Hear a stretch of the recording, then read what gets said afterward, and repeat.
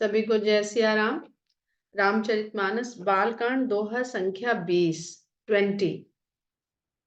जिसमें तुलसीदास जी राम के नाम के गुण की महिमा का बखान कर रहे हैं और इस महिमा का बखान करने के दौरान वो राम नाम जो शब्द है उसके जो 2 अक्षर हैं उसके बारे में बता रहे हैं।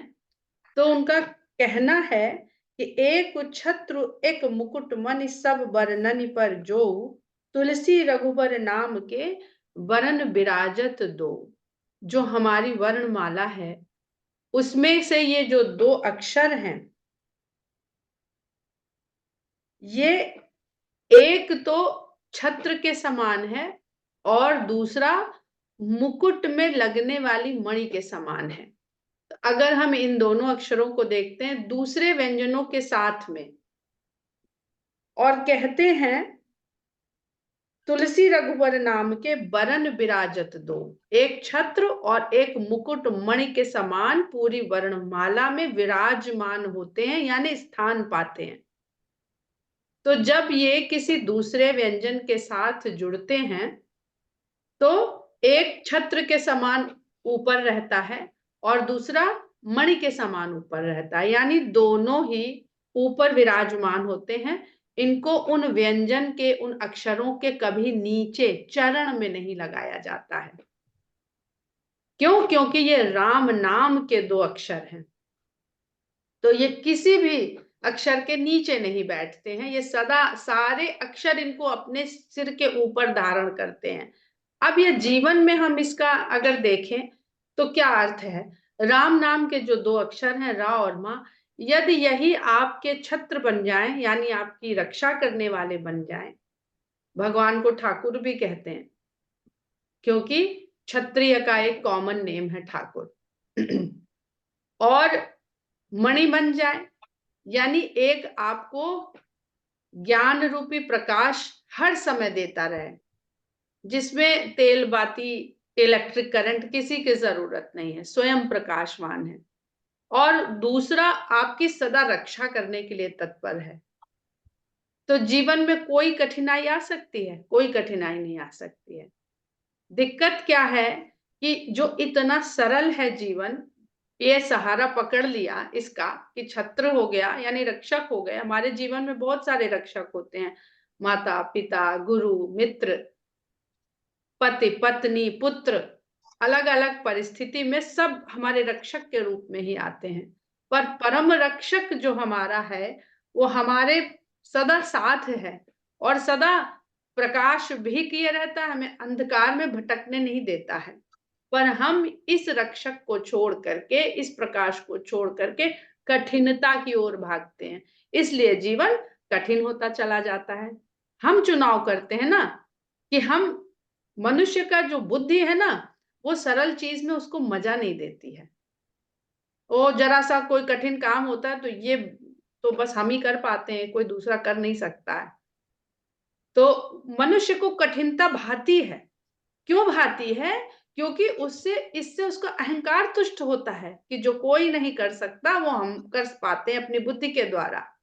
तो सरलता छोड़ के कठिनता की ओर हम भागते हैं, इसलिए जीवन कठिन होता चला जाता है। तो जो राम के ये 2 अक्षर हैं, ये हमारे जीवन को बहुत सरल बना सकते हैं, हमारा इन पर पूर्ण विश्वास हो जाए तो। समुझत सरिस नाम अरुनामी प्रीति परस्पर प्रभु अनुगामी। कहते हैं तुलसीदास जी कि समझने में, देखने और समझने में ये नाम और नामी एक से हैं। राम, राम का नाम और राम, ये दोनों दिखते एक से हैं, लेकिन प्रीति परस्पर प्रभु अनुगामी, इनकी जो परस्पर प्रीति है यानी संबंध, जो परस्पर संबंध है राम के नाम का और स्वयं राम का, वो स्वामी और अनुगामी यानी सेवक की भांति है। स्वामी और सेवक की प्रीति है दोनों में।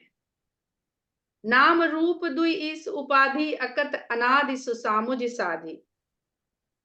दोनों ही ईश्वर की उपाधि है, जो नाम है वो भी और जो नाम से जिस रूप को हम लोग जानते हैं वो दोनों ही ईश्वर की उपाधि है। अकथ अनादि सुसामुझि साधी, और ईश्वर की उपाधि होने के कारण दोनों ही अकथनीय हैं। इनको पूरी तरह से कहा नहीं जा सकता है, दोनों ही अनादि हैं। और जो समझने वाले हैं, सुसामुझी, अच्छी प्रकार से जो समझते हैं, वही इनको साध पाते हैं, वही साधते हैं। को बड़ छोट कहत अपराधु, सुनि गुण भेद समुझी है ही साधु। तो जिसने अपनी समझ के द्वारा, समझने के लिए बुद्धि चाहिए ही चाहिए, तो जिसने इनको समझ कर साध लिया, वो क्या कहलाए? साधु। और साधु क्या समझते हैं कि कहने में तो कौन बड़ा है कौन छोटा, ये कहने में बहुत अपराध है। हम कैसे कह दें कि नाम बड़ा है कि राम बड़े हैं, कहने में बड़ा अपराध है। लेकिन जो साधु हैं वो इनके गुण भेद को समझ लेते हैं, बस समझते हैं। तो गुण भेद क्या है? गुण भेद का अर्थ ये नहीं है कि दोनों के गुणों में भेद है। यहाँ पे गुण भेद से मतलब है गुणों के प्रकार। हम लोग भेद, संज्ञा के भेद बताइए, सर्वनाम के भेद बताइए, तो कितने प्रकार के गुण हैं? दोनों ही अर्थ यहाँ पर लगते हैं। हमने पहले भी कहा कि सब गुण अवगुण सब उसमें विद्यमान है। तो वो जो गुणों का भेद है, ये जो साधक होते हैं ये समझ लेते हैं, और समझ के बस ये अपने में स्वयं ही जाकी रही भावना जैसी, जिसको जो रुचा उसने उसको अपने लिए मान लिया। है नहीं कुछ भी, कोई भेद है नहीं, कोई बड़ा छोटा है नहीं कि हम कह दें। तो देखिए है रूप नाम आधीना, रूप ज्ञान नहीं नाम विहीना। तुलसीदास जी कह रहे हैं कि अगर देखा जाए तो रूप नाम के अधीन है, रूप ज्ञान नहीं नाम विहीना, और रूप का ज्ञान नाम के बिना हो नहीं सकता। आपको जब भी भगवान को, ईश्वर को विचार से भाव में लाना पड़ता है, तो किसी न किसी नाम का आसरा लेना पड़ता है।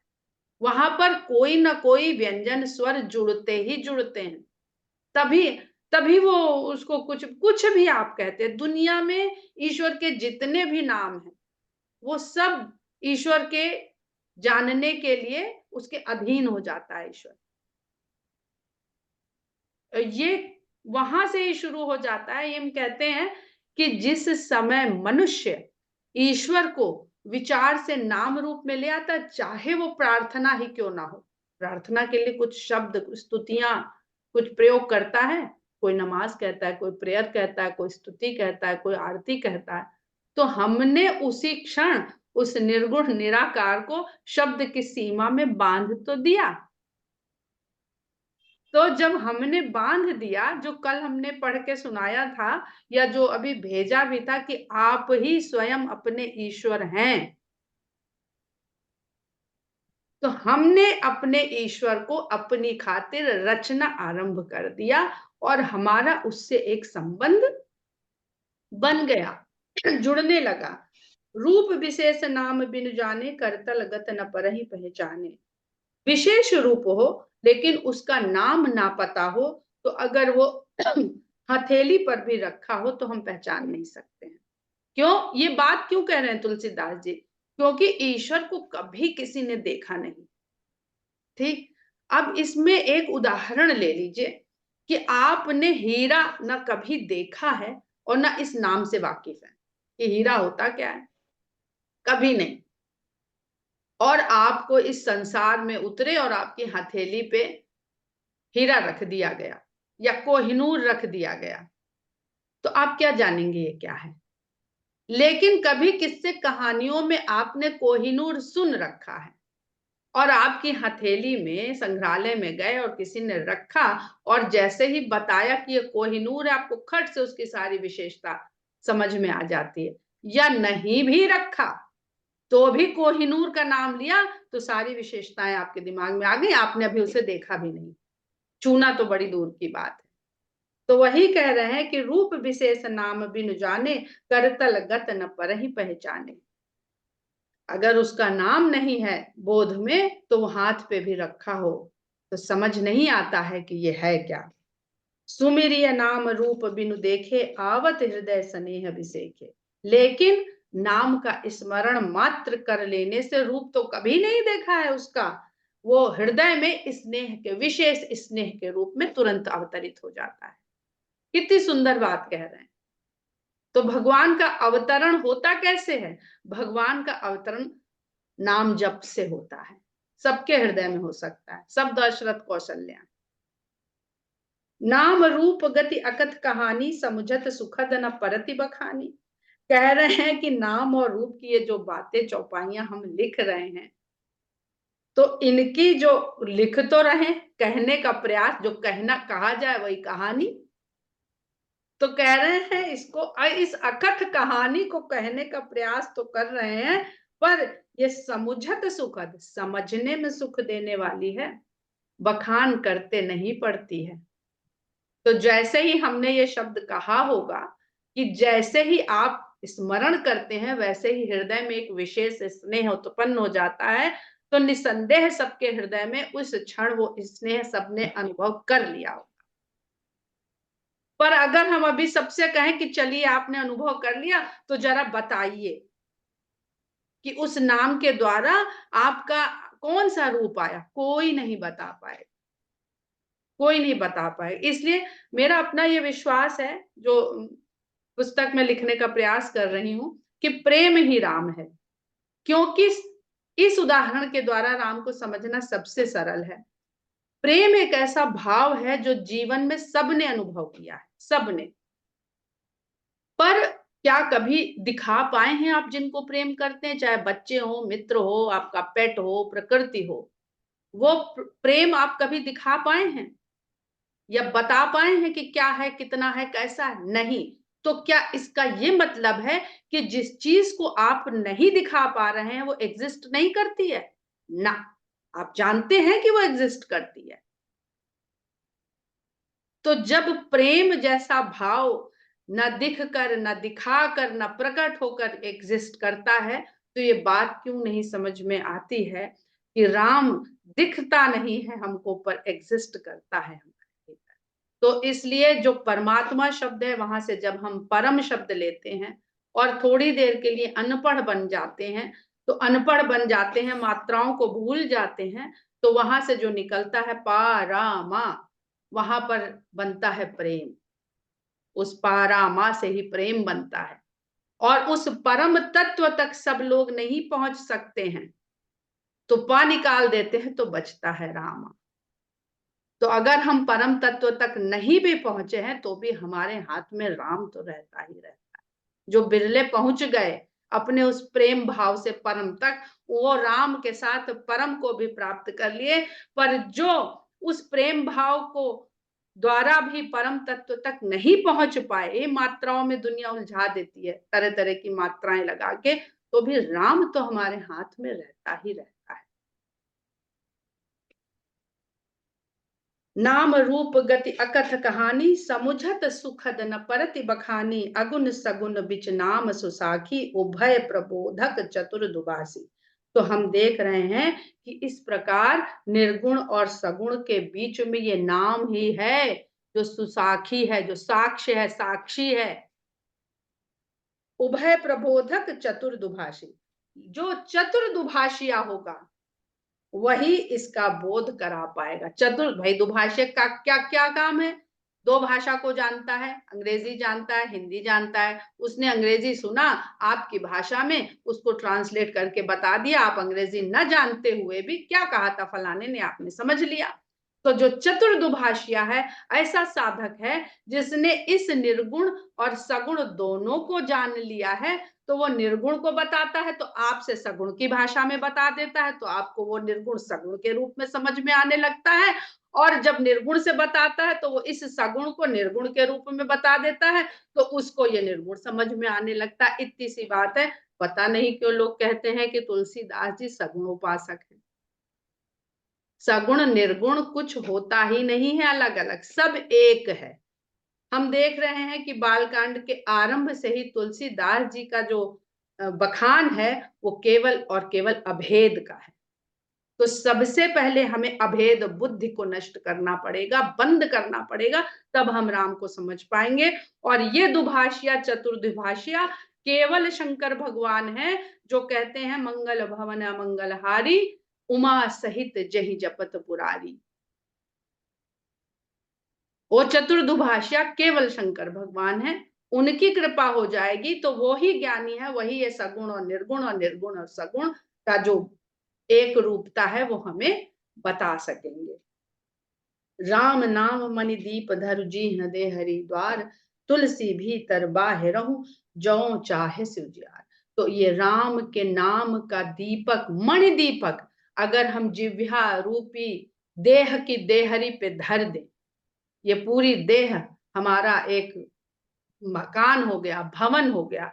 इस भवन के भीतर घुसने की देहरी है हमारे मुख के भीतर, ये दोनों पट हैं और ये जिह्वा है। दो पल्ले होते हैं ना, अब आजकल बनने लगे सिंगल डोर, पर पल्ले दो बनने की ही प्रथा है। तो वो दो पल्लों के भीतर जिह्वा डेहरी है, इस डेहरी में दीपक कौन सा जलाना है? राम। इतना कह दिया और दीपक जल उठा। तो यह दीपक जिस दिन आप अपनी जिह्वा पे जला के धर देते हैं सिर्फ जप के द्वारा, इस बोल देने से, तो तुलसीदास जी कहते हैं कि जहां चाहिए वहां उजियारा है। भीतर चाहिए तो भीतर उजियारा है, बाहर चाहिए तो बाहर उजियारा है। यानी निर्गुण भाव को महसूस करना चाहते हैं और राम तत्व को जानना चाहते हैं तो वो भी आपको पता हो जाएगा। और बाहर के अपने जीवन में, अपने संसार के जो सांसारिक कष्ट और सांसारिक संघर्ष हैं, उनसे भी आप छुटकारा पाना चाहते हैं, वो अंधकार रूपी जो अज्ञान बाहर बिखरा पड़ा है, तो वहां भी प्रकाश हो जाता है। इसलिए ब्रह्म रूपी राम को इस संसार में आ करके वो यही दिखाते हैं कि हम उनके जीवन चरित्र को देखें, समझें, तो हमारे भी जीवन के भीतर, जीवन के बाहर का जो अंधकार है वो मिट जाए। भीतर का अंधकार तो निर्गुण राम के जपन के द्वारा बहुत लोगों का मिट सकता है, मिटता भी है, पर सबके पास वो सामर्थ्य नहीं है। नाम जी है जब जागहि जोगी बिरति बिरंच प्रपंच वियोगी। नाम को जिह्वा के द्वारा जप करके ही ब्रह्मा जी द्वारा रचे गए इस प्रपंच में वैरागी और योगी लोग जागते रहते हैं। जागते रहते का मतलब जागृत अवस्था में प्राप्त रहते हैं। भगवान राम के जब चारों भाइयों के विवाह का वर्णन होगा तो जीव की चार अवस्थाओं का वर्णन होगा, जहां पे जागृत अवस्था भी एक बताई जाएगी। तो ये बात आपको वहां जाकर के स्पष्ट होगी। अभी यहाँ पर जागने का मतलब ये नहीं है कि वो जागे रहते हैं रात दिन, वो जागृत अवस्था में रहते हैं। सुषुप्ता अवस्था, जागृत अवस्था, तुरीय अवस्था, इस प्रकार की चार अवस्थाएं हैं। ब्रह्म सुख ही अनुभव ही अनुपा अकथ अनामय नाम न रूपा। ब्रह्म सुख ही अनुभव ही अनुपा अकथ अनामय नाम न रूपा। इस प्रकार इस नाम को जिह्वा के द्वारा जपने के कारण ही उस ब्रह्म का जो अकथनीय है, अनुपम है और अनामय है, जिसमें कोई भी दोष नहीं है, दोष रहित है। और यहाँ पे बड़ा सुंदर लगता है जब आप इस चौपाई को पढ़िए कि अकथ अनामय नाम न रूपा, जिसका ना नाम है ना रूप है, जो दोष रहित है, जो अकथनीय है। तो कभी कभी पढ़ते समय ये भी आनंद मिल जाता है कि अनामय और नाम, नाम होते हुए भी नाममय है नहीं, वो नाम से परे है, वो नाम से परे है। नाम उसको उसने तो नहीं बताया कि ना कि मेरा नाम राम है, उसने नहीं बताया। जाना चाहे गूढ़ गति जेऊ नाम जी है जब जान ही तेऊ। और जो लोग इसको जानना चाहते हैं, इस गूढ़ तत्व को जानना चाहते हैं, वो भी अपनी जिह्वा से बस नाम ही जपते हैं। कहाँ ढूंढेंगे राम को जाके कि आओ और अपना बोध हमें कराओ? तो एक ही साधन होता है, चाहे दशरथ रहे हो, मतलब मनु भगवान रहे हो, चाहे ध्रुव रहे हो, चाहे प्रहलाद रहे हो, जो चाहे अजामिल रहे हो, सब भक्तों के नाम जानते हैं। केवल नाम जपने से उनको भगवान के प्राप्ति हो गई, बोध हो गया, ज्ञान हो गया, साधक नाम जपहि लय लाए, हो ही सिद्धि अनुमादिक पाए। साधक लोग लौ लगा करके जब इसी नाम को जपते हैं तो उनको 8 सिद्धियां, अणिमादिक 8 सिद्धियां हैं वो प्राप्त हो जाती हैं, जो हनुमान जी को माता सीता ने दे दी थी। जपहि नाम जन आरत भारी, मिटहि कुसंकट हो ही सुखारी। जो आर्त में, भयंकर आर्त में, भयंकर संकट में फंसे हुए लोग यदि इस नाम का जपन करते हैं तो उनके बुरे से बुरे संकट मिट जाते हैं और वो सुखी हो जाते हैं। राम भगत जग चारि प्रकारा, सुकृति चारियो अनंग उदारा। राम के भक्त इस जगत में 4 प्रकार के हैं और चारों ही प्रकार के भक्त उदार, अनग पाप रहित, जिनमें कोई पाप नहीं है, और सुकृति पुण्य आत्मा है। सुकृति जिनको रचकर ब्रह्मा जी को लगा कि उन्होंने बड़ी सुंदर कृति कर दी, तो वैसे कौन होंगे? जो कभी पाप में प्रेरित नहीं होंगे, मन वचन कर्म किसी से भी पाप में प्रेरित नहीं होंगे, उनको ब्रह्मा जी अपनी सुकृति मानते हैं। चहु चतुर कहूं, अब जो 4 प्रकार के भक्त हैं उसमें 4 प्रकार के भक्तों में पहले अर्थार्थी, दूसरे आर्थ, अर्थार्थी मतलब अर्थ की चाहना करने वाले। अब अर्थ में धन भी आ जाता है, क्योंकि हमारे यहाँ संस्कृत में अर्थ धन को कहा जाता है, अर्थशास्त्र उससे संबंधित जो भी शास्त्र है, पर अर्थ का अर्थ संसार के अर्थ को समझना भी है, उस अर्थ के द्वारा ही आप सारे अर्थ जान पाते हैं। दूसरा आर्त में, संकट में पड़े हुए लोग जब उनको पुकारते हैं, जपते हैं, तो दूसरे प्रकार के भक्त।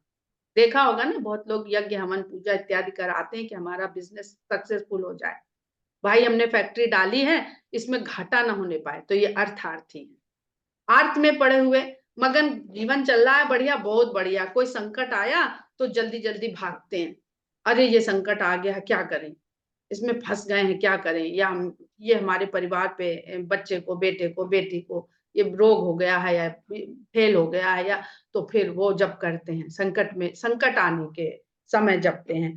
और तीसरे होते हैं जिज्ञासु, जो इच्छा है जिनको कि भगवान को जानना चाहते हैं, वो भी यही काम करते हैं कि बस जप के भगवान को जान सकते हैं। और ज्ञानी जो उस परम तत्व को जानना चाहते हैं, वो भी, उनका भी सहारा बस एक यही होता है।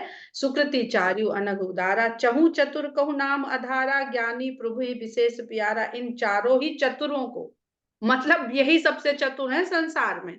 अगर ये चारों में से आप अपने को किसी एक ग्रुप में भी पाते हैं तो आपका साधन बस यही है, तो तभी आप चतुर कहलाएंगे। उदार तो आप हो ही गए, क्योंकि आपने अपनी हर इच्छा के लिए आधार बना लिया राम के नाम को। तो उदार तो आप हो ही गए और चतुर हो गए, क्योंकि इधर उधर भागे नहीं, अपना जीवन समय कहीं बर्बाद नहीं किया। उन सब का आधार केवल ये नाम ही है, लेकिन भगवान को इन सब में ज्ञानी विशेष रूप से प्यारा है। अब यहाँ पर वो ज्ञानी को प्यारा कह रहे हैं, और उत्तर कांड में जाके कह देते हैं कि हमको सबसे ज्यादा सेवक प्यारा है, कह देते हैं ना। तो अब यहाँ पहले ज्ञान तो हो जाए उसका, तब ना हम उसके सेवक बन पाएंगे। हम भीतर से तैयार तो हो जाएं कि हाँ ये हमारे स्वामी हैं। तो इसलिए ये भेद यहाँ पर दिखता है, दिखने में दिखता है नहीं। कहते हैं फिर कि चहु जुग चहु श्रुति नाम प्रभाऊ, कल विशेष नहीं आनु पाऊ। चारों ही युगों में और चारों वेदों में केवल नाम का ही प्रभाव बताया गया है, इससे बढ़ के किसी युग में कुछ और आधार है नहीं जीव के लिए। लेकिन कलयुग में विशेष रूप से अन्य कोई उपाय है ही नहीं। आगे आप लोग पढ़ेंगे तो पता चलेगा कि ध्यान प्रथम युग मख विधि दूजे, द्वापर परितोषित प्रभु पूजे, कलि केवल मन मूल मलीना, नाम पाप पयोनिधि जन मन मीना। कलयुग तो पाप का समुद्र है और मनुष्यों का मन उस पाप रूपी समुद्र की मछली बन गया है कि ना चाहते हुए भी वो पाप से घिरा रहता है, भीतर बाहर सब जगह। रहना भी वही है, सोना भी वही है, पीना भी वही है, खाना भी वही है। तो कहाँ से पाएगा, यज्ञ कैसे कर पाएगा? पाप के समुद्र में डूबा हुआ है और यज्ञ की सामग्री और ध्यान का स्थान जो चाहिए वो पाता ही नहीं है। तो कह रहे हैं कि सकल कामनाहीन जे राम भगत रसलीन। ऊपर तो उन्होंने चारों प्रकार के भक्तों को बता दिया कि सभी चतुर हैं और सभी उदार हैं, लेकिन जो सभी प्रकार की कामना से हीन होकर के राम के भक्ति रस में लीन होते हैं, नाम सुप्रेम पीयूष हृदय तिन्हु किए मन मीन। उन्होंने ही राम रूपी अमृत का अपने हृदय में भंडार बना रखा है और अपने मन की मछली को उसमें सदा डुबाए रहते हैं। तो आप रहते कहाँ हैं? पाप पयोनिधि में। और अमृत का सरोवर कहाँ है? आपके हृदय में। तो उस पाप पयोनिधि से उस मछली को बचाना है, तो उस मछली को अपने हृदय रूपी जो सरोवर है, जहां अमृत का वास है, राम की भक्ति रूपी अमृत का वास है, उसमें अपने मन को मछली बना दीजिए। अगुण सगुण दुई ब्रह्म स्वरूपा, अकथ अगाध अनादि अनूपा। कह रहे हैं कि निर्गुण और सगुण दोनों ही ब्रह्म के स्वरूप हैं और दोनों ही अकथनीय हैं, अगाध हैं, अथाह हैं, अनादि हैं, अनुपम हैं। मोरे मत बड़ नाम दुहूते, किए जहि जुग निज बस निज बूते। लेकिन मेरा जो मत है, तुलसीदास जी कह रहे हैं, मेरा जो मत है, ये जो नाम है इन दोनों से बड़ा है। ब्रह्म के दो स्वरूप निर्गुण और सगुण, लेकिन मेरे विचार से नाम इन दोनों से बड़ा है, जिसने अपने बस में इन दोनों को कर रखा है। निर्गुण साधना हो तो भी नाम का ही सहारा, और सगुण का आनंद लेना हो कथा का तो भी नाम का ही सहारा। प्रौढ़ सुजन जन जानहि जन की, कहूँ प्रतीत प्रीति रुचि मन की। एक उदार उगत देखिए एकु, पावक सम जुग ब्रह्म विवेक। प्रौढ़ सुजन जन जानहि जी, जो मैच्योर, प्रौढ़ का मतलब जो मैच्योर, जिन्होंने ज्ञान प्राप्ति में अपने आप को एक परिपक्व अवस्था में बना लिया है, ऐसे सज्जन लोग इस मेरी बात को सुनकर जानकर ये न समझें कि मेरी रुचि और मेरी प्रीति है, मैं इसलिए ऐसा खाली कह रहा हूं, ये प्रतीत भी यही है। मैंने अनुभव करके जो पक्का विश्वास मेरे मन में जम गया है, दरअसल ये वो है, केवल प्रीति नहीं है, ये प्रतीति है। जैसे एक उदार उगत देखिए एकु, काठ के भीतर, लकड़ी के भीतर अग्नि होती है, एक दिखती है और एक भीतर समाई रहती है। जब हम जलाते हैं तो लकड़ी भक से जलती है, लेकिन बिना जलाए तो वो नहीं जलती है। तो अग्नि कहाँ है? वो उस काष्ठ के भीतर छुपी हुई है। तो वैसे ही निर्गुण और सगुण ब्रह्म है, जैसे लकड़ी के भीतर जो अग्नि है, एक समय दिखती है, एक समय नहीं दिखती। पावक सम जुग ब्रह्म। जब विवेक होता है तब वह अग्नि प्रकट होकर प्रत्यक्ष दिखने लगती है। उभय अगम जुग सुगम नामते, कहूं नाम बड़ ब्रह्म रामते। उभय अगम जुग सुगम नामते, नाम जो है दोनों के बीच में उभय है, मतलब कॉमन है, लेकिन उभय अगम जुग सुगम नाम ते, कहूं नाम बड़ ब्रह्म राम ते। मैंने इसलिए नाम को ब्रह्म से बड़ा बताया है, क्योंकि इन दोनों के ही बीच में जो नाम है उसको जानना सुगम है। ब्रह्म अगम है, ब्रह्म अगम है, लेकिन नाम के कारण उसको जान पाना सुगम है। इसलिए मैं कहता हूं, अब ये यहाँ पर इसलिए थोड़ा समझना कठिन पड़ता है, क्योंकि हम लोग निर्गुण ब्रह्म को समझना बहुत कठिन है। आगे कहते हैं, व्यापक एक ब्रह्म अविनाशी, सतचेतन घन आनंद राशि। एक जो ब्रह्म है, जो सर्वव्याप्त है और अविनाशी है, और सतचित आनंद कहते हैं ना, तो सतचित आनंद की राशि है, घनीभूत आनंद है वहां। वो ब्रह्म का जब किसी को होता है ना, वो कौन सी आनंद की अवस्था में रहता है, कभी वहां से लौटना नहीं चाहता और न लौटता है। जिसको एक बार उस आनंद का समाधि का में उसकी अवस्था हो जाती है, वो फिर वहां से लौट आ जाता है संसार में, पर रहता नहीं। इसी को तुरीय अवस्था कहते हैं। वो दिखता संसार में है पर होता नहीं, वो अपने उसी आनंद में विचरा करता है। अस प्रभु हृदय अछत अभिकारी, सकल जीव जग दीन दुखारी। ऐसे प्रभु का हृदय में बने रहकर भी जो अक्षत हैं, अविकारी हैं, जिनके अंदर कोई विकार नहीं है, जो अक्षत हैं, जिनका जो जब कभी खत्म नहीं होंगे, वो भी हृदय में रहते हुए सारे संसार के सारे जीव दीन और दुखी बने रहे। जब सतचित आनंद की घन राशि उसके अंदर व्याप्त है और आप उससे टच कर लिए हैं, तो फिर दुख क्यों? किस बात का दुख इस संसार में? नाम निरूपण नाम जतनते, सो प्रगटत जिमि मोल रतन। तो नाम का निरूपण करने से ही और यत्न के द्वारा निरूपण करने से ही, ये नाम जो राम का नाम है, यही आपको सब कुछ बताने का साधन बनेगा, माध्यम बनेगा। सो प्रगटत जिमि मोल रतन थे, तो वो सारे जो रहस्य हैं ब्रह्म के, वो इस प्रकार प्रकट हो जाते हैं जैसे किसी रत्न का मूल्य हमें जब पता हो जाता है तो हम उसकी वैल्यू कर पाते हैं। अभी जैसे हमने कोहिनूर का जो उदाहरण दिया था, उसके द्वारा आप इसको जब स्वाध्याय करेंगे तो थोड़ा समझ सकते हैं, क्योंकि हम ही जब इतना नहीं समझ पाए तो हम आपको कितना समझाने का प्रयास कर सकते हैं। निर्गुण ते अहि भांति बड़ नाम प्रभाव अपार। इस प्रकार मैंने ये कहने का प्रयास किया है कि किस तरह से निर्गुण, जो ब्रह्म का निर्गुण निरूपण किया जाता है, उससे उसका नाम किस प्रकार बड़ा है। कहूँ नाम बड़ राम ते निज विचार अनुसार। अब मैं कहूंगा अपने अपनी बुद्धि विचार के अनुसार, निज विचार अनुसार, कि किस प्रकार राम से बड़ा राम का नाम है। कौन से राम? जो सगुण राम है। तो हम लोग दोहा संख्या 23 पर आज विराम देते हैं। तो निर्गुण ब्रह्म रूपी राम से किस प्रकार उनका नाम बड़ा है, ये तुलसीदास जी ने यहाँ स्पष्ट रूप से बता दिया है। और उन्होंने खुद कह दिया है कि इसको समझना आसान है, इसको बखान करना मुश्किल है। वैसे ही आप लोग जब पढ़ेंगे तो निश्चय ही भगवान की ऐसी कृपा है आप सबके ऊपर कि आपके हृदय में वो सब कुछ आ जाएगा जो तुलसीदास जी ने यहाँ पर कहने का प्रयास किया है।